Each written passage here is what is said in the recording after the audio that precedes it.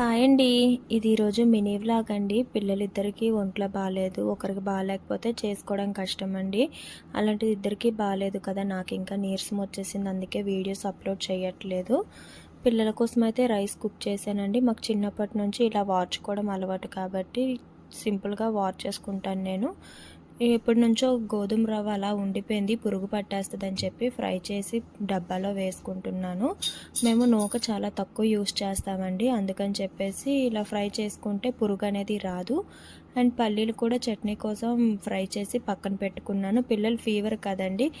పాపం గోంగూర పచ్చడి చేయమంటున్నారు. పుల్లగా తినాలి అనిపిస్తుందని చెప్పేసి చేస్తున్నాను.